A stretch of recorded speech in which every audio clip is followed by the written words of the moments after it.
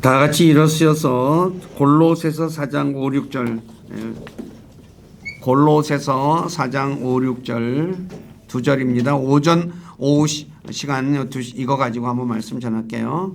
밖에 있는 자들을 향해서는 시간을 되찾으며 지혜롭게 걸으라. 너희 말을 소금으로 간 맞추어 항상 은혜롭게 하라. 그리하면 너희가 각 사람에게 어떻게 마땅히 대답해야 할지 알게 되리라. 아멘. 앉으시기 바랍니다. 잠깐 제가 말씀 전하기 전에 기도할게요. 아버지 하나님 감사합니다. 오늘 골로새서 4장 5, 6절의 말씀을 읽고 들었습니다. 이 말씀을 통해서 주님께서 우리에게 가르쳐 주시고자 하는 것을 배우기를 원합니다. 모든 생각들을 다 내려놓고 말씀에 집중하게 도와주시고 말씀이 무엇을 말씀하고 있는지 올바로 깨달아서 우리를 권하신 주님을 기쁘시게 해드리는 우리 모두가 되기를 원합니다. 우리를 진리 가운데로 인도해 주셔서 우리가 진리 가운데 걸어갈 수 있도록 도와주시고 영광을 받으시옵소서. 오늘도 부족하고 연약한 저를 이곳에 세워서 하나님의 말씀을 전하게 하신 아버지께 감사를 드립니다. 인간의 생각이나 뜻을 전하지 않게 하시고 오직 살아계신 하나님의 말씀만을 신실하게 전해서 말씀을 듣는 우리 지체들을 말씀 위에 굳건하게 세워주는 저가 되기를 원합니다. 저의 생각과 입술을 붙잡아 주시고 주님의 선한 도구로 사용하셔서 주님만 홀로 영광을 받으시옵소서. 남은 시간을 주님께 의탁하며 우리 주 예수 그리스도의 이름 안에서 간절히 기도드립니다. 아멘. 골로새서 4장 이제 얼마 안 남았죠. 그래서 7절서부터는 바울이 자신과 관련된 사람들을 한 사람 한 사람 이름을 거명하며 그들이 어떤 사람인지에 대해서 하는 내용으로 이제 마지막까지 기록되어져 있습니다. 그래서 오늘 이제 다음 주에는 이분들에 대한 이제 간략하게 좀 얘기를 살펴보고 오늘은 골로새서 4장 5, 6절 이제 그리스도인들이 밖에 있는 자들을 향해서 어떻게 살아야 되는지 이제 말씀하고 있죠. 시간을 되찾으며 지혜롭게 걸으며 말을 소금으로 간 맞춰 항상 은혜롭게 하라라고 말씀하고 있습니다. 그래서 왜 그리스도인들이 시간을 되찾으며 지혜롭게 걸으며 말을 소금으로 간 맞춰 은혜롭게 해야 할까요? 믿지 않는 사람들이 눈여겨보고 있기 때문입니다. 그러니까 세상 사람들은 그리스도인들을 관심이 없는 것 같지만 아닙니다. 어떻게 하나 아주 잘 쳐다보고 있어요. 그 내용이 베드로전서 3장 1, 2절에 나와 있죠. 아내들에게 남편에게 복종하라 그래요. 그러면서 뭐라 그럽니까? 그들의 아내의 행실을 통해서 이제 남편을 구원하는데 남편이 아내의 행실을 잘 쳐다보고 있다는 거예요. 베드로전서 3장 1, 2절 한번 보십시오. 아내들아 이와 같이 너희도 너희 남편에게 복종하라. 이것은 누가 말씀에 순종하지 아니하여도 그들 또한 말없이 아내의 행실을 통해 얻고자 함이 두려움이 동반된 너희의 정숙한 행실을 그들이 눈여겨보느니라. 그러니까 남편이 아내를 가만히 쳐다보는 거야. 이 여자가 어떻게 행동하는지. 그런데 여자가 남편에게 잘 순종을 해요. 그리고 두려움 가운데서 아주 정숙한 생활을 해요. 그럼 어떻게 되겠어요? 남편이 이 여자 진짜 예수 믿더니 변했네, 뭔가 다르네 한다는 거죠. 그러면 어떻게 되겠어요? 같이 가자 그러면 예배당에 이제 같이 가게 되죠. 제 주변에도 그런 분들이 있어요. 여자가 진짜 그러니까 여자가 남편에게 너무나 잘하는 거예요. 남편이 나중에 어떻게 해요? 처음엔 왜 잘하나, 무슨 속셈이 있나 하잖아요. 사람 부부지간에도 그런 거 있거든요. 그런데 어떻게 해요? 진짜 잘해요. 그러니까 어때요? 아내에 대해서 호감도 가지게 되고 또 아내가 믿는 예수가 도대체 어떤 사람이기에 이 여자가 이렇게 변했나, 이렇게 말을 잘하나 듣게 되는 거죠. 생각하게 된다는 거죠. 그럼 어떻게 돼요? 그 다음에 나중에 같이 예배당에 갑시다. 그러면 어때요? 따라간다는 거죠. 우리가 믿는 사람들 앞에, 안 믿는 사람 앞에서 저와 여러분들의 행실이 진짜 올바라야 되거든요. 그런데 행실은 엉망인데 예수 믿어라 그러면 어떻게 해요? 예수 믿고 구원 불신 지옥 하면 어떻게 돼요? 너나 잘 믿어 그런다. 너나 잘 믿어. 그러니까 흔히 말하는 대로 제 말에 힘이 없는 거예요. 오늘날 그리스도인들이 얘기하잖아요. 말만 많다는 거예요. 행동은 뭐예요? 아니라는 거죠. 근데 성경은 말과 행동이 일치하는 것을 얘기하지 말만 얘기하는 것에 대해서 말하지 않거든요. 사랑하는 것도 마찬가지죠. 말로만 사랑하는 것은 거짓말하는 사람이라 그래요. 행동으로 보여줘야 한다는 거죠. 그래서 오늘 말씀을 통해서 믿지 않는 자들 앞에서 우리가 어떻게 살아야 하는지 그 부분에 관해서 오전과 오후 2시간에 걸쳐 말씀을 좀 전할게요. 골로새서 4장 5절에서 밖에 있는 자들을 향해 라고 하죠. 밖에 있는 자들은 성경에 6번 기록되어 있는데 믿지 않는 사람들을 말합니다. 그러니까 너희가 믿지 않는 사람들을 향해서 시간을 되찾으며 지혜롭게 걸어라 라고 말하는 거예요. 말도 은혜롭게 하라 이거죠. 그래서 고린도전서 5장 12, 13절을 통해서도 밖에 있는 자들은 믿지 않는 자들을 가리키는 것을 알 수 있습니다. 그래서 저와 여러분들이 세상에 나가서 살아갈 때 그리스도인으로서 어떻게 살아야 하는지에 대해서 지금 살펴보겠습니다. 첫째, 시간을 되찾아야 합니다. 이 되찾는다라는 말의 어원이 다시 사다입니다. 리림이라고 하는데 다시 사는 거예요. 그러므로 시간을 되찾는다라는 것은 시간을 돈을 주고 사듯이 시간을 낭비하지 않고 아끼라는 말이죠. 사람에게 주어진 시간은 한정적입니다. 사람마다 다 주어진 시간은 한정적이죠. 그러므로 시간을 어떻게 사용하느냐에 따라 성공과 실패가 갈린다고 하죠. 부자들은 시간의 귀중함을 알기에 시간은 돈이다 그러잖아요. 시간은 돈이다. 그래서 시간을 어떻게 해요? 무지무지하게 아끼죠. 스케줄이 어때요? 여러분들이 높은 자리에 뭐 사장이라든가 이제 그런 자리에 가면 어떻게 해요? 스케줄이 탁 짜여 있어요. 너무나 아주. 그래서 시간을 허투루 쓰는 게 없다고 하죠. 그래서 시간 관리하는 계획표를 갖다가 학생들에게도 뭐요? 그거 하라고 하잖아요. 근데 해요? 뭐 우리 보편적으로 거의 다 안 하죠. 그냥 살고 말아요. 근데 아니라는 거죠. 시간을 계획적으로 사용해야죠. 그리스도인들 역시 자신에게 주어진 시간을 돈을 주고 산 것처럼 아껴 사용해야 돼요. 만약에 내가 시간을 돈을 주고 샀어요. 그럼 어떻게 했어요? 허투루 버리겠어요? 돈 주고 샀으면 아마 버리는 사람 한 번도 없을 거예요. 왜요? 돈이 아까워서라도. 그렇잖아요. 그래서 그리스도인들은 시간을 가치 있게 사용해야 합니다. 그렇다면 가치 있게 사용하는 것이 도대체 어떤 것일까요? 선한 일을 하는 거죠. 그 시간에 내가 선한 일을 하는 거야. 그리고 복음을 전하는 거죠. 왜요?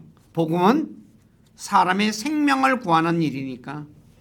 사망에서 생명으로 옮겨주는 그 일을 하는 거잖아요. 복음을 전해서. 그리고 봉사하는 것. 어려운 가운데 있고 힘들고 고통 가운데 있는 사람 뒤에서 도와주는 거죠. 이게 뭐예요? 선한 일이잖아요. 좋은 거고 가치 있게. 그리고 하나님 말씀 배우는 거죠. 왜 하나님 말씀 배워야 될까요? 모든 것이 하나님의 뜻대로 되기 때문에. 우리가 하나님의 뜻을 알아야지 뭐예요? 우리가 시간도 값어치 있게 사용할 수 있어요. 하나님의 뜻을 모르게 되면 어때요? 시간을 낭비하는 거죠. 그러니까 안 해도 될 일을 하게 된다는 거죠. 물론 안 해도 되는 일을 하다가 실패를 통해서 배우는 것도 있습니다. 근데 실패를 통해서 배우는 것도 중요하지만 실패를 통하지 않고 배울 수 있는 것은 그것은 그렇게 배우는 것이 훨씬 낫다는 거죠. 그러기 위해서는 어떻게 해요? 하나님의 뜻을, 하나님의 말씀을 배워야 해요. 하나님 말씀을 배우면 하나님의 뜻을 알게 되고 시간을 어떻게 해요? 내가 효율적으로 사용할 수 있다는 거죠. 우리가 얘기하듯이 사람들이 뭐니까 선택과 집중이라고 하잖아요. 선택과 집중. 예, 뭘 선택해요? 그러니까 쓸데없는 거 선택하면 어떻게 돼요? 낭비하는 거잖아요. 올바른 걸 선택하고 거기에 집중하는 거죠. 그게 어떻게 해요? 낭비하지 않는 거죠. 공부도 마찬가지죠. 학생들, 내가 해야 할 것을 선택하고 집중하는 거예요. 그런데 쓸데없는 거 공부해요. 낭비잖아요. 안 해도 될 걸 공부하는 거는 낭비라는 거죠. 그리고 시간을 낭비하는 것은 오락하고 술 마시고 흥청거리고 험담하는데, 남을 갖다가 험담하는데 사용하는 것, 이건 낭비죠. 오늘 저와 여러분들은 어떻습니까? 자신에게 주어진 시간을 귀하게 사용하고 있습니까? 그래서 가치 있게 사용하고 있습니까? 아니면 낭비하고 있습니까? 한번 잘 돌아보시기를 바랍니다. 에베소 5장 16절에서도 같은 말씀을 하고 있죠. 시간을 되찾으라. 그런데 왜 되찾아야 되느냐? 날들이 악하기 때문에. 날들이 악하다 이거예요. 그러니까 시간을 갖다가 그러니까 이 세상의 날들이 악하니까 시간을 어떻게 해요? 귀하게 써야 된다는 거죠. 선한 일에 써야 한다는 거예요. 자, 두 번째, 지혜롭게 걸어야 합니다. 자, 우리가 지혜롭게 걸으면 어떻게 해요? 저 사람 왜 이렇게 저렇게 지혜롭지? 궁금하는 거예요. 근데 우리가 어리석은 짓을 해요. 그럼 뭐라 그래요? 이렇게 저 바보같이 살지? 그런 얘기 하잖아요. 그렇기 때문에 저와 여러분들은 밖에 있는 사람들이 보기에 지혜롭게 걸어야 되죠. 그러면 지혜롭게 걷기 위해서는 어떤 지혜로 걸어야 하는지를 알아야 되겠죠. 성경에는 두 가지 지혜를 말하고 있습니다. 하나는 땅에 있는 지혜, 땅에 속한 지혜, 이 관능적이며 마귀적이라고 말하죠. 그리고 하늘에 속한 지혜가 있다고 야고보 3장 14절에서 18절에 말씀하고 있습니다. 한번 다 같이 읽어보시면 좋겠습니다. 시작.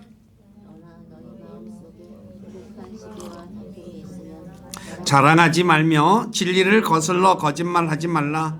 이러한 지혜는 위로부터 내려오는 것이 아니요 땅에 속한 것으로 관능적이며 마귀에게 속한 것이니 시기와 다툼이 있는 곳에는 거기에는 혼란과 모든 악한 일이 있느니라. 그러나 위로부터 난 지혜는 첫째 순수하고 다음으로 화평하며 부드럽고 간청을 잘 들어주며 국률과 선한 열매로 가득하고 차별이 없고 위선이 없나니 의의 열매는 화평케 하는 자들의 화평 속에서 뿌려졌느니라. 성경에는 두 가지 지혜가 있다고 말하죠. 근데 저와 여러분들은 어떤 지혜로 가지고 걸어야 될까요? 땅에 속한 지혜로 살면 안 되겠죠. 하늘에 속한 지혜로 살아야 한다는 거예요. 그러니까 내가 하늘에 속한 지혜인지 땅에 속한 지혜인지는 이 성경 구절들을 보면 알 수 있잖아요. 첫째, 순수한지 순수 안 하다 이거야. 그러면 어때요? 땅에 속한 거잖아요. 화평, 하늘에 속한 거는 화평이에요. 그래 어떻게 해요? 그 사람이 불화를 일으키면 하늘에 속한 지혜가 아니라는 것, 이런 걸 통해서 아는 거죠. 그래서 저와 여러분들이 이것을, 그러니까 하늘에 속한 지혜 속에 살아가야 한다는 것을 성경은 우리에게 가르쳐 주고 있다는 겁니다. 그러면 지혜롭게 하기 위해서는 어떻게 해야 할까요? 첫째, 성경을 읽어야 합니다. 디모데후서 3장 15절에 보면 또 어린아이 때부터 네가 거룩한 성경 기록들을 알았나니 그것들은, 성경 기록들은 능히 너를 지혜롭게 하며, 성경은 사람을 지혜롭게 만들어준다고 분명히 말하고 있죠. 그리고 그리스도 예수님 안에 있는 믿음을 통해 구원에 이르게 한다. 성경은 사람을 지혜롭게 내주고 그 다음에 구원을 받을 수 있도록 이끌어준다는 것을 말하죠. 성경을 어떻게 읽으면 지혜롭게 될 수 있을까요? 성경을 읽으면 하나님께서 말씀하는 선과 악을 분별할 수 있기 때문이죠. 하나님께서 선하다고 하는 것과 악하다는 것을 내가 분별하니까 뭐예요? 선한 것을 하고 악한 것은 멀리하게 되겠죠. 그러니까 어떻게 해요? 지혜롭게 걸을 수밖에 없는 거죠. 그런데 오늘날 세상 사람들은 선과 악을 구분할 줄 몰라요. 그래서 악을 선하다고 하고 선을 악하다고도 해요. 이사야서 5장에서도 나오죠. 이스라엘 백성들이 선을 악하다고 해요. 또 악을 선하다고 해요. 그러니까 어떻게 되겠어요? 엉망진창이죠. 혼동이죠. 혼동. 사람들이 그러니까 뭐예요? 헷갈리는 거예요. 뭐가 뭔지를 모르는 거잖아요. 근데 성경은 뭐예요? 선한 것이 어떤 것인지 악한 것이 어떤 것인지 하나님 말씀에 기록되어 있다는 거예요. 그러니까 내가 악한 것은 버리고 선한 것을 취하고 걸으면 어떻게 해요? 지혜로워지는 거죠. 그리고 하나님께서 하신 말씀이 그대로 성취되는 것을 보기 때문에 지혜로우게 되는 거죠. 우리가 지혜는 바로 그런 데서 얻을 수 있는 것입니다. 그래서 하나님의 말씀인 성경을 읽고 묵상하면 많은 명철, 이해력이 생겨요. 명철, 이해력이 생기고 말씀을 지킬 때 하나님의 말씀의 성취를 보게 되고 그래서 더 많이 깨닫고 그래서 더 지혜로운 자가 된다고 말하는 거죠. 오늘 우리는 얼마나 성경을 읽고 있습니까? 매일 읽고 있습니까? 아니면 어쩌다가 한번 읽고 있습니까? 아니면 전혀 읽지 않고 있습니까? 자신을 한번 잘 살펴봐야 돼요.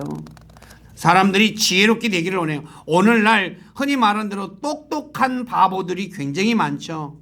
똑똑한 바보예요. 공부를 많이 했어요. 그런데 바보처럼 살아요. 왜요?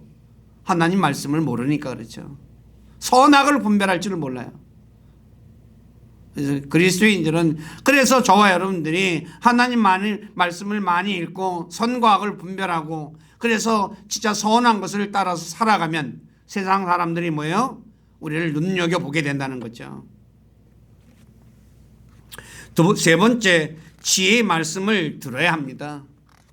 잠언 22장 17에서 18절에 보면 이렇게 말합니다. 네 귀를 기울여 지혜로운 자의 말씀들을 들으며 내 마음을 내 지식에 쏟을지라.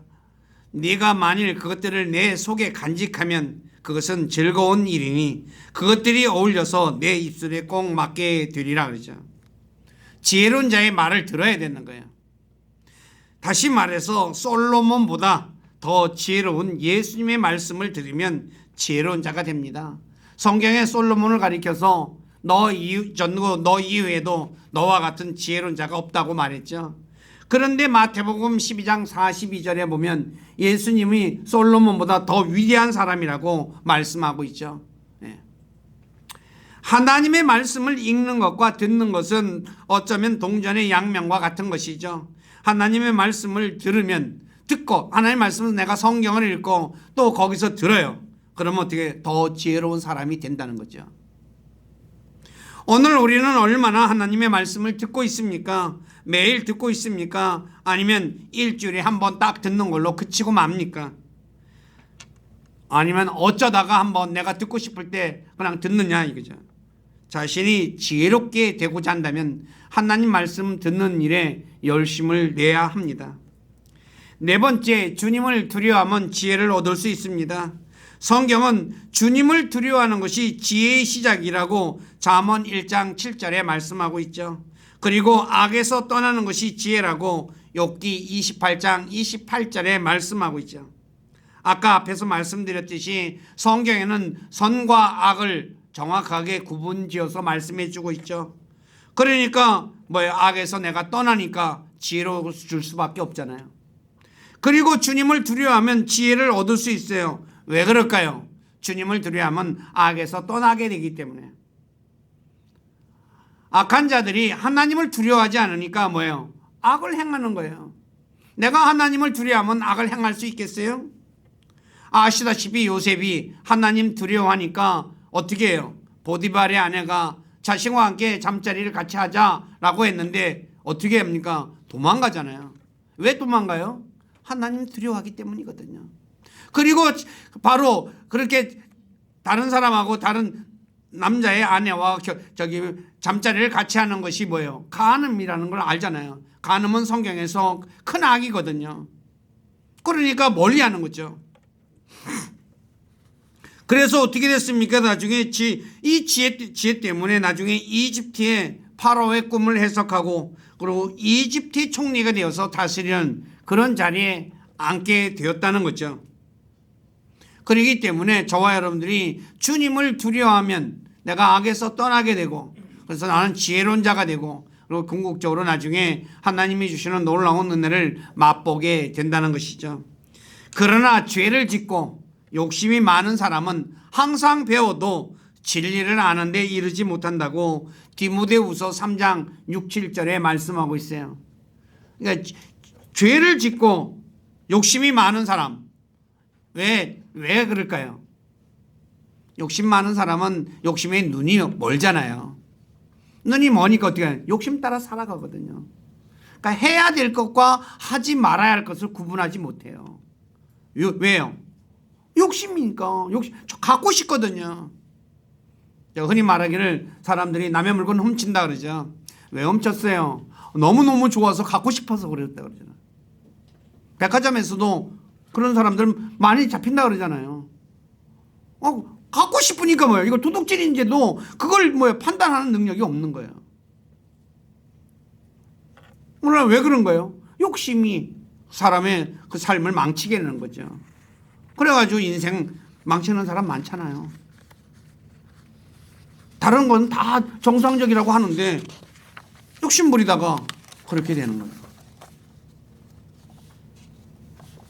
죄를 짓는 사람의 특징 중에 하나가 주님을 두려워하지 않는 거죠. 그래서 해서는 안 될 죄를 짓고 결국 망하는 거죠. 오늘 우리는 얼마나 주님을 두려워하고 있습니까? 내가 주님을 두려워하는 것을 알려면 어떻게 해요? 하나님께서 자신의 일거수일투족을 보고 계시는 것을 알고 내가 행동 거지를 조심해야 한다는 거죠. 시편 33편 13, 14절에 보면 하나님께서는 하늘에서 사람의 모든 아들들을 다 바라보고 계신다고 말씀하고 있어요. 하늘에서 저와 여러분들을 다 쳐다보고 계신다는 거예요.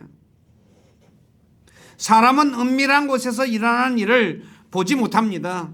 그래서 범죄자들이 항상 어떻게 죄를 언제 져요? 은밀한 곳에서 저지르잖아요. 요새는 CCTV가 너무나 많이 깔려 있지만 그래도 어떻게 해요? 그거 없는 데서 죄를 저지르잖아요. 그런데 하나님은 은밀한 곳에 일하는 것도 다 알고 계셔요. 그래서 시편 44편 21절에 하나님께서 이 일을 찾아내지 못하시리요? 그분은 마음의 은밀한 일들을 다 아신다. 내 마음에 은밀한 것까지도 다 아셔요.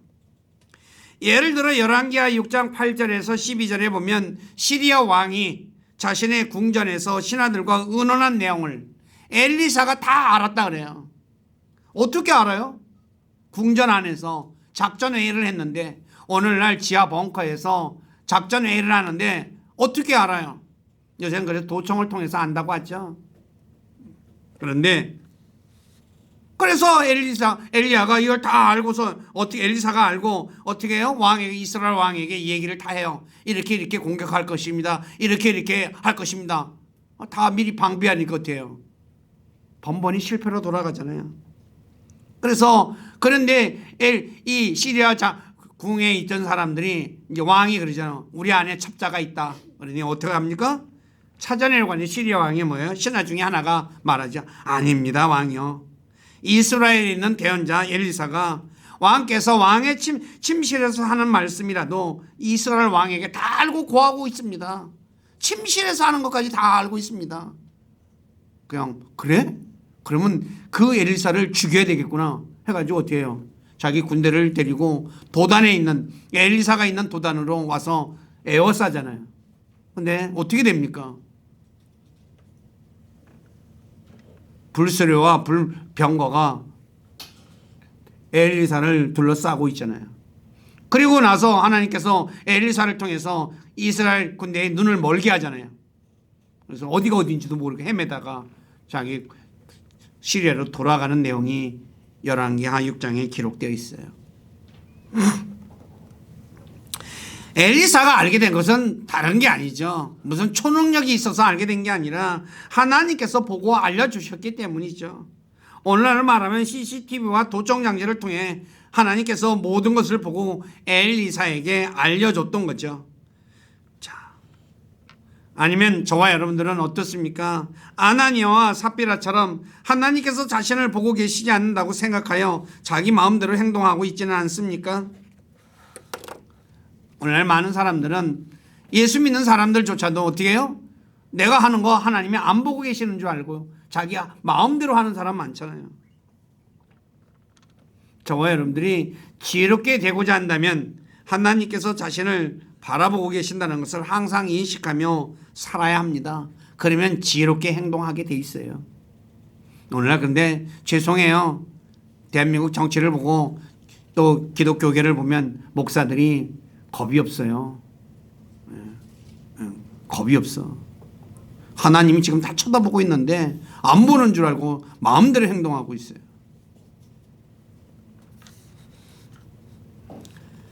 자, 다섯 번째, 지혜롭게 걷기 위해서는 지혜로운 사람과 함께 걸어야 합니다. 잠언 13장 20절에 보면 지혜로운 자들과 함께 걷는 자는 지혜로우려니와 그러죠. 왜 지혜로운 자와 함께 걸으면 지혜롭게 될까요? 지혜자의 말을 듣기 때문에 지혜롭게 되는 거죠. 예를 들어 부모님들이 공부 잘하는 아이와 친구가 되라는 것과 같은 이치예요. 공부 잘하는 아이와 친구가 되면 어때요? 걔 공부하는 거 쳐다보고 어떻게 해요? 나도 공부해야 되겠구나 하고 배우는 거거든요. 또 공부하는 법도 배우고 그래서 잘하는 거예요. 마찬가지로 내가 지혜롭고 싶으면 지혜로운 자와 함께 해야 돼요. 그런데 최고로 지혜로운 자가 누구십니까? 바로 예수님이죠. 그래서 사도행전 4장 13, 14절에 보면 예수님과 3년 반 동안 동고동락한 제자들인 베드로와 요한이 바리새인들 앞에서 말을 하니까 바리새인들이 전혀 반박하지 못해요. 그래서 놀라잖아요. 형 어떻게 이렇게 말을 잘하지? 이분들이 베드로와 요한은 뭐의 직업이? 어부예요. 당시의 어부는 그렇게 많이 배운 사람들이 아니에요. 오늘날도 대부분이 그렇잖아요. 또 많이 배운 사람들도 있죠. 없다는 건 아니지만. 근데 일반적으로 베드로와 요한은 어부거든요. 그런데 예수님하고 3년 반 동안 배웠잖아요. 그러므로 저와 여러분들도 지혜로운 주님과 함께 걸으며 주님으로부터 지혜를 배워야 돼요. 내가 주님과 함께 걸으려면 어떻게 해야 될까요? 예? 하나님 말씀을 가까이 해야 되겠죠. 오늘 저와 여러분들은 주변에 어떤 사람과 함께 사귀고 있습니까? 지혜로운 사람하고 사귀고 있습니까? 아니면 어리석은 자와 함께 사귀고 있습니까? 술 친구와 함께 하면 술 배우고 담배 친구와 함께 배우면 담배 배우고 욕하는 친구와 함께 하면 욕을 배우고 나쁜 짓을 하는 친구와 함께 하면 나쁜 것 배워요. 자동으로 배워요 그냥. 근데 자기는 나 괜찮아 그래요. 천만의 말씀이에요. 사람은 자기 친구 주변의 친구가 어떤 친구인지 잘 살펴봐야 돼요. 그리스도인들이 이런 생각이 없이 그냥 세상 친구하고 어울려 놓으니까 어때요? 나중에 물들잖아요. 한번 물들으면 빼기가 쉽지 않아요. 여러분들 옷에 하얀 옷에 빨간 물이 들었어요. 아니면 까만 물 들었어요. 빼려면 금방 빠져요? 안 빠져요. 특수 화학약품 써야 돼요. 그래도 하얀 거는 더 빼기가 힘들잖아요. 하얀 천에다가 물들은 거는. 저와 여러분들은 예수 그리스도의 보혈로 아주 깨끗하게 된 사람이에요. 깨끗하게 됐는데 더러운 걸로 물들면 어떻게 되겠어요? 너무나 힘든 거거든요. 그래서 저와 여러분들이 내 주변의 친구가 지혜로운지 안 지혜로운지 잘 살펴보고 지혜로운 사람과 사귀는 분들이 되시기를 부탁드립니다. 그 다음에 여섯 번째, 지혜로운 사람이 되기 위해서는 주님의 훈계를 받아들여야 됩니다. 잠언 8장 33절에 보면 훈계를 들으며 지혜로운 자가 되라 그러죠. 훈계와 꾸지람과 책망은 일반적으로 사람들이 듣기 싫어하는 거죠. 누가 훈계하면 어때요? 듣기 좋아하는 사람이 있어요? 없죠. 우리 흔히 말하는 대로 훈시한다 그러죠. 훈시. 저 언제 끝나 그러잖아요. 교장 선생님 훈시가 있겠습니다. 군대에서는 높은 사람이 뭐 얘기하냐 그러면 속으로 그래. 저게 언제 끝나지? 딴 생각하잖아요. 근데 내가 지혜롭게 되고자 한다면 훈계와 꾸지람과 책망에 귀를 기울여야 돼요. 시편 기록자 시편 119편에 보면 주님의 훈계를 통해 자신이 명철을 얻었고 이해력을 얻었고 훈계를 지킴으로 들은 훈계를 지켰어요. 또 그 다음에 어떻게 해요? 노인들보다 더 잘 깨달았다. 그러니까 듣기는 듣고 멈춰버리면 안 되죠. 그걸 어떻게 해요? 훈계를 지켰어요. 그러니까 어떻게 더 잘 깨달아요. 그러니까 지혜롭게 걸을 수밖에 없는 거죠. 그래서 훈계를 거절하는 자는 자신의 혼을 멸시하는 자이나 책망을 귀담아 듣는 자는 명철을 얻는다고 잠언 15장 32절에 말씀하는 거예요. 오늘 저와 여러분들은 훈계와 책망과 꾸지람 듣기 싫어요. 그렇지만 어떻게 해요? 내가 지혜로운 자가 되기를 원한다면 그걸 어떻게 해요? 귀담아 들어야 돼요. 그리고 듣고 거기서 끝이면 안 되죠. 지켜야 돼요. 하지 말라. 왜 했니? 라고 하는 거. 그러면 어떻게 해요? 안 해야지 하고 해야 된다는 거죠. 그런데 대부분의 사람들은 훈계 들으면 어떻게 해요? 듣지 않으려고 귀를 막아버리죠. 심지어 그래서 이스라엘 백성들을 보십시오. 스가랴 7장 11에서 12절에 보면 그들이 귀를 기울이기를 거절하며 듣기를 거절하며 어깨를 빼고 듣지 아니하려고 자기 귀를 막으며 그래요. 그냥 뭐요? 안 들으려고 작정을 한 거죠. 그리고 어떻게 해요? 그들이 율법과 또 만군의 주가 이전의 대언자를 통해 자신의 영으로 보낸 말들을 듣지 아니하려고 자기 마음을 금강석같이 만들었으니, 금강석은 어떤 돌이에요? 무지무지하게 강도가 센 보석이죠. 돌. 그래 어떻게 해요? 안 들으려고 아주 그냥 마음을 닫아버린 거죠. 결국 어떻게 됐습니까? 북왕국은 기원전 721년 아시리아에 의해, 남왕국은 기원전 586년에 바벨론에 의해 멸망당하지 않았습니까? 다 망해요. 훈계를 듣지 않고 책망과 꾸지람을 안 들으려고 하니까 망할 수밖에 없다는 거죠. 예수님의 말씀과 스데반을 듣지 않은 이스라엘 백성들이 어떻게 됐습니까? 서기 70년에 로마의 티투스 장군에 의해서 멸망당하지 않았습니까? 조그맣게 멸망당한 게 아니죠. 당시 죽은 사람이 100만 명이 넘는다고 하잖아요. 역사가 요세푸스에 의하면. 하나님의 성전이 돌 위에 돌 하나도 남지 않고 다 무너지고, 그리고 얼마나 많이 죽고 진짜 다 불태워지고. 왜 그랬어요? 하나님의 훈계와 책망과 꾸지람을 안 들었기 때문에 그래요. 성경은 지혜로운 자의 책망을 듣는 것이 어리석은 자의 노래를 듣는 것보다 낫다고 전도서 7장 5절에 말씀해요. 내가 지혜로운 사람의 책망을 들으면 어떻게 해요? 지혜로워지는 거예요. 근데 어리석은 자의 노래를 들으면 어떻게 돼요? 코로는 흥얼흥얼 하려는지 몰라도 어리석은 짓을 하게 되어 있다는 거죠. 당시 기분은 좋을런지 몰라요. 근데 바보 같은 짓을 하니까 결국은 망하게 된다는 거죠. 그러므로 내가 지혜로워지기를 원한다면 훈계와 꾸지람과 자신의 잘못을 책망하는 것에 대해 불편해하지 말고 귀를 기울이고 듣고, 그래서 자기의 잘못을 고치는 사람이 되어야 합니다.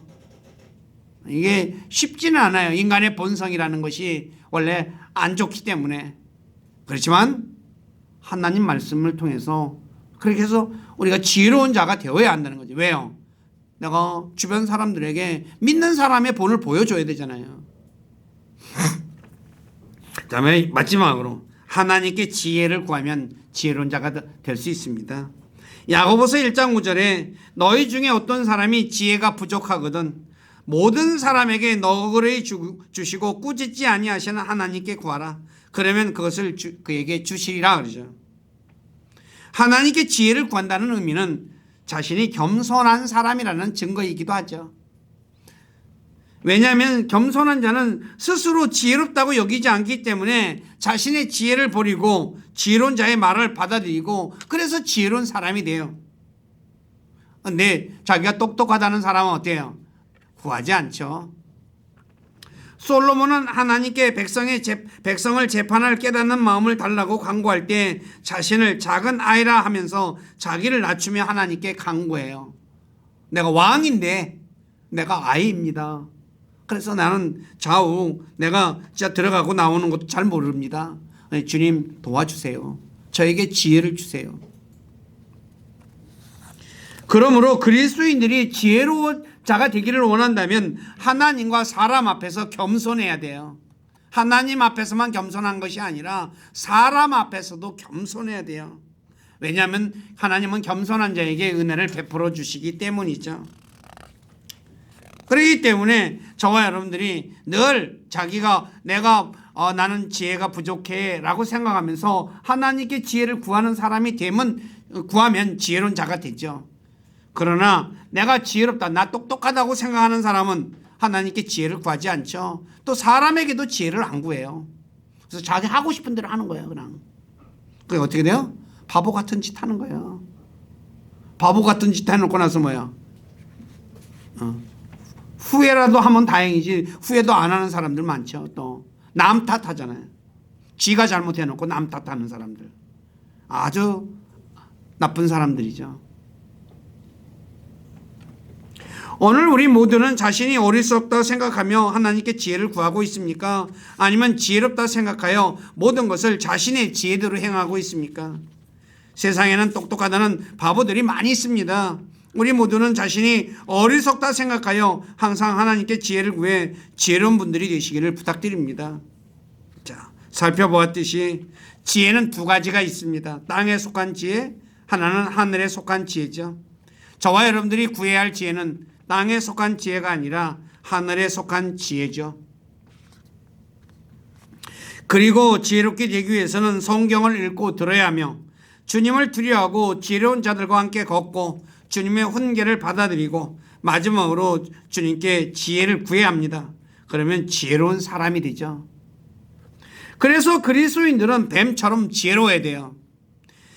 마태복음 10장 16절에 예수님께서 제자들에게 너희는 뱀같이 지혜롭고 비둘기같이 무해하라 그러죠. 뱀같이 지혜롭다라는 말은 뱀처럼 간교하라는 말이 아닙니다. 뱀은 감교하죠. 남을 속이는 거예요. 간교라는 것은 속일 때 쓰는 거죠. 뱀은 자신을 보호하는 보호색을 가지고 있듯이 나를 보호하는 거예요. 지혜롭게. 그리고 방심하지 않고 몸을 숨기고 선한데 지혜롭게 행동하는 거죠. 네. 저와 여러분들이 이런 사람이 되어야 되죠. 그래서 에베소 5장 15절에 지혜로운 자로서 조심스럽게 걸어라. 조심스럽다라는 말은 신중하게 걸어라는 거죠. 신중하게. 하나씩 하나씩 우리가 살피고 걸어가는 거죠. 왜 그래야 될까요? 지혜 없는 자는 어리석음이 기쁨이나 어리석은 자의 지혜는 소용이 없거든요. 저와 여러분들이 그래서 진짜 하나님 말씀 내가 듣고 내가 지혜롭게 또 되어서 내가 지혜롭게 걸으면 안 믿는 사람들이 어떻게 되겠어요? 네? 예수 믿더니 참 지혜롭게 사네라고 한다는 거죠. 그러니까 관심을 가질 거 아니에요. 관심 가지면 그때 복음 전하면 어떻게 돼요? 받아들여. 너도 예수 그리스도 믿고 하나님 말씀을 듣고 배우고 하면 나처럼 지혜로워질 수 있어 그러잖아요. 확실하잖아요. 그런데 예수를 믿었는데 바보처럼 살아요. 헛된 것만 쫓아서 살아요. 그 사람들 앞에 어떻게 복음을 전하고 예수 믿으라고 하겠어요? 우리 교회 식구들은 밖에 있는 사람들이 항상 자기를 살피고 있다는 거, 보고 있다는 건 눈여겨보시면서 진짜 시간도 아끼고 또 지혜롭게 걷고 그래서 말도 은혜롭게 하는 그런 분들이 되시기를 부탁드립니다. 자, 기도하겠습니다. 아버지 하나님, 부족한 자가 골로새서 4장 5에서 6절의 말씀을 가지고 그리스도인들이 시간을 되사며 아끼고 진짜 낭비하지 말고 진짜 효율적으로 사용해야 된다는 것과 그리고 지혜롭게 걸어야 되는 것에 대해서 말씀을 전했습니다. 이렇게 전한 이유는 성경이 우리에게 그걸 말씀하는 이유는 밖에 있는 사람들, 믿지 않는 사람들이 그리스도인들을 눈여겨보고 있기 때문에 그렇게 살아야 된다는 것에 대해서 전하고 그리고 지혜롭게 걷기 위해서는 성경에서 말씀하는 지혜가 두 가지가 있는데 땅에 속한 것과 하늘에 속한 것이 있는데 그리스도인들이 구해야 할 것은 하늘에 속한 지혜라는 것, 그리고 이 지혜를 얻기 위해서는 하나님 말씀을 읽어야 되고, 그리고 하나님의 말씀을 또 들어야 되고, 그리고 주님 두려워하고 지혜로운 사람과 함께 걸어야 되며, 듣기 싫더라도 훈계와 책망과 꾸지람을 들어야 된다는 것에 대해서 말씀을 전했습니다. 우리 교회 모든 지체들 진짜 하나님과 사람 앞에서 지혜로운 사람이 되어서 자 주변 사람들에게 지혜로운 자로 칭찬받는 그런 모든 분들이 되실 수 있도록 주님께서 지혜도 주시고 은혜도 주시고 또 그렇게 살아갈 수 있도록 도와주시옵소서. 그래서 저희들의 삶을 통해서 주님은 영광을 받으시고 우리는 주님이 주시는 놀라운 은혜와 복들 가운데 살아갈 수 있도록 복 주시기를 우리 주 예수 그리스도의 이름 안에서 간절히 기도드립니다.